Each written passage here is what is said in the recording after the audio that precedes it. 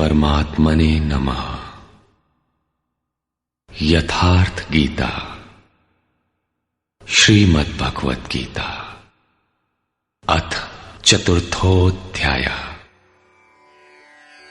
अध्याय 3 में योगेश्वर श्री कृष्ण ने आश्वस्त किया था कि दोष दृष्टि से रहित होकर जो भी मानव श्रद्धा युक्त हो मेरे मत के अनुसार चलेगा, वो कर्मों के बंधन से भली प्रकार छूट जाएगा। कर्म बंधन से मुक्ति दिलाने की क्षमता योग, ज्ञान योग या कर्म योग दोनों में है। योग में ही युद्ध संचार निहित है। प्रस्तुत अध्याय में वे बताते हैं कि इस योग का प्रणेता कौन है, इसका क्रमिक विकास कैसे होता है। श्री भगवान वाच।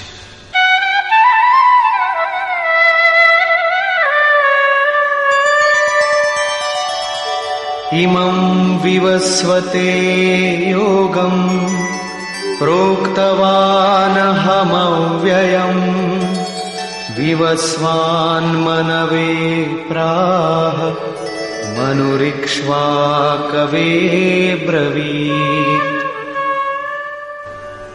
अर्जुन, मैंने इस अविनाशी योग को कल्प के आदि में विवस्वान अर्थात सूर्य के प्रति कहा। विवस्वान ने मनु से और मनु ने इक्ष्वाकु से कहा। किसने कहा? मैंने। श्री कृष्ण कौन थे? एक योगी, तत्व स्थित महापुरुष ही इस अविनाशी योग को कल्प के आरंभ में अर्थात भजन के आरंभ में विवस्वान अर्थात जो विवश हैं ऐसे प्राणियों से कहता है, सुरा में संचार कर देता है।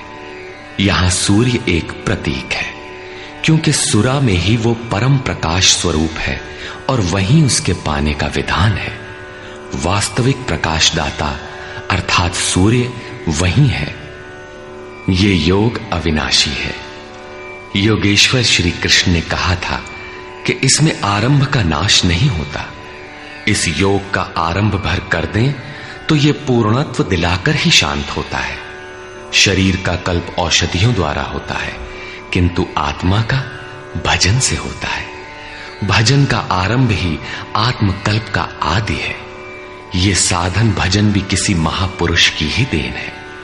मोह निशा में अचेत आदिम मानव, जिसमें भजन का कोई संस्कार नहीं है, योग के विषय में जिसने कभी सोचा तक नहीं, ऐसा मनुष्य किसी महापुरुष को देखता है तो उनके दर्शन मात्र से, उनकी वाणी से, टूटी फूटी सेवा और सानिध्य से योग के संस्कार उसमें संचारित हो जाते हैं। गोस्वामी तुलसीदास जी इसी को कहते हैं, जे चितिये प्रभु जिन्न प्रभु हेरे, ते सब भये परम पद जोगु। योगेश्वर श्री कृष्ण कहते हैं कि ये योग मैंने आरंभ में सूर्य से कहा। चक्षोः सूर्यो अजायत। महापुरुष के दृष्टि निक्षेप मात्र से योग के संस्कार सुरा में प्रसारित हो जाते हैं। स्वयं प्रकाश स्ववश परमेश्वर का निवास सबके हृदय में है। सुरा अर्थात श्वास के निरोध से ही उसकी प्राप्ति का विधान है। सुरा में संस्कारों का सृजन ही सूर्य के प्रति कहना है। समय आने पर यह संस्कार मन में स्फुरित होगा। यही सूर्य का मन से कहना है। मन में स्फुरित होने पर महापुरुष के उस वाक्य के प्रति इच्छा जागृत हो जाएगी। यदि मन में कोई बात है तो उसे पाने की इच्छा अवश्य होगी। यही मनु का इक्ष्वाकु से कहना है। लालसा होगी कि वो नियत कर्म करें जो अविनाशी है, जो कर्म बंधन से मोक्ष दिलाता है। ऐसा है तो किया जाए और आराधना गति पकड़ लेती है। गति पकड़कर ये योग कहां पहुंचाता है, इस पर कहते हैं, एवं परंपरा प्राप्तम् इमं राजर्षयो विदुः सकाले नेह महता योगो नष्टः परन्तप। इस प्रकार किसी महापुरुष द्वारा संस्कार रहित पुरुषों की सुरा में, सुरा से मन में, मन से इच्छा में और इच्छा तीव्र होकर क्रियात्मक आचरण में ढलकर ये योग क्रमशः उत्थान करते करते राजर्षि श्रेणी तक पहुंच जाता है। उस अवस्था में जाकर विदित होता है। इस स्तर के साधक में रिद्धियों सिद्धियों का संचार होता है। वो योग इस महत्वपूर्ण काल में इसी लोक अर्थात शरीर में प्रायः नष्ट हो जाता है। इस सीमा रेखा को कैसे पार किया जाए? क्या इस विशेष स्थल पर पहुंचकर सभी नष्ट हो जाते हैं? श्री कृष्ण कहते हैं, नहीं, जो मेरा आश्रित है, मेरा प्रिय भक्त है, अनन्य सखा है, वो नष्ट नहीं होता।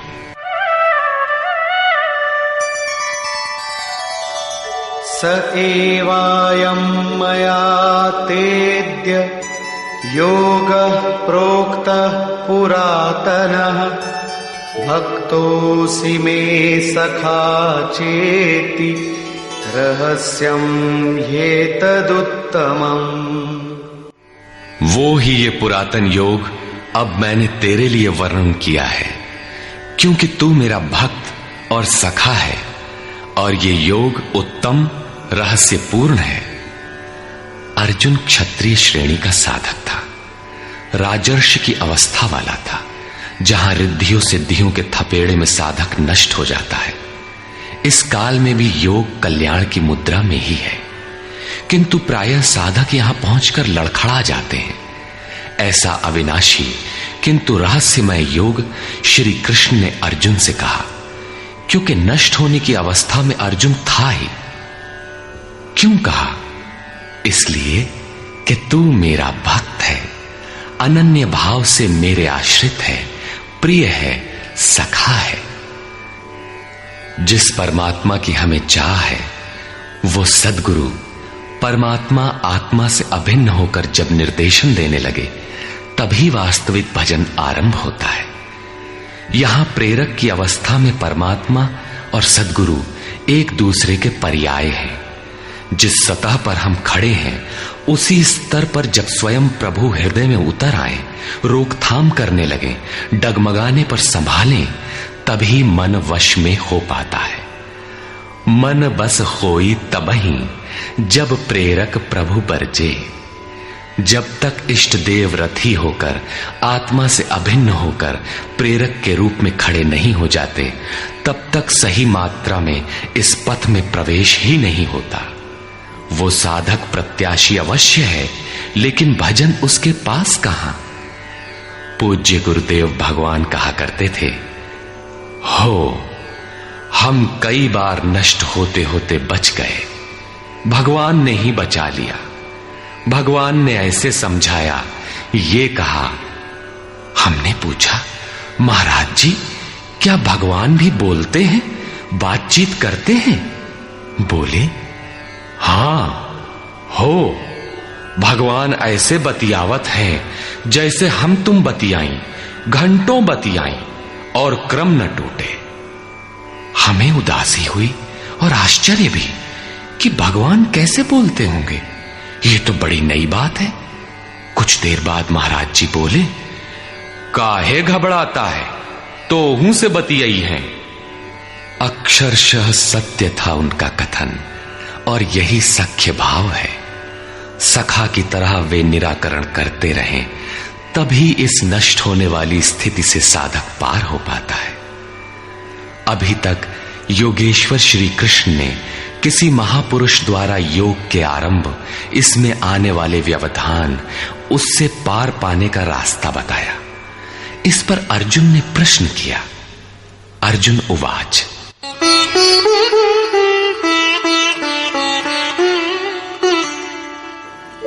अपरं भवतो जन्म परं जन्म विवस्वतः कथमेतद्विजानीयाम् त्वमादौ प्रोक्तवानिति। भगवान, आपका जन्म तो अपरम अब हुआ है और मेरे अंदर सुरा का संचार बहुत पुराना है, तो मैं कैसे मान लूं कि इस योग को भजन के आदि में आपने ही कहा था। इस पर योगेश्वर श्री कृष्ण महाराज बोले, श्री भगवानुवाच,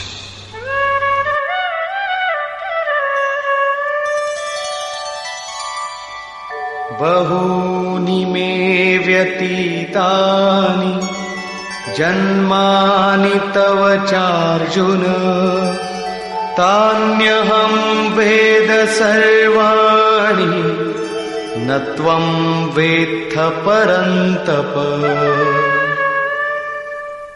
अर्जुन, मेरे और तेरे बहुत से जन्म हो चुके हैं। हे परम तप, उन सबको तू नहीं जानता, किंतु मैं जानता हूं। साधक नहीं जानता, स्वरूपस्थ महापुरुष जानता है, अव्यक्त की स्थिति वाला जानता है। क्या आप सबकी तरह पैदा होते हैं? श्री कृष्ण कहते हैं, नहीं, स्वरूप की प्राप्ति शरीर प्राप्ति से भिन्न है। मेरा जन्म इन आंखों से नहीं देखा जा सकता। मैं अजन्मा, अव्यक्त, शाश्वत होते हुए भी शरीर के आधार वाला हूं।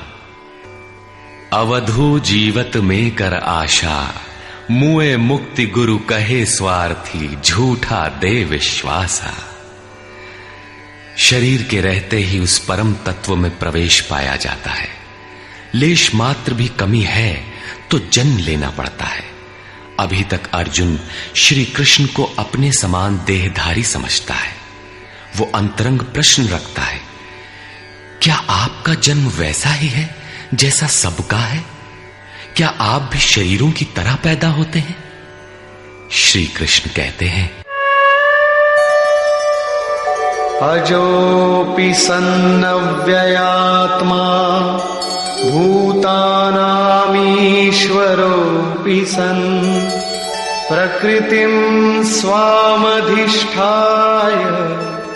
संभवाम्यात्ममायया।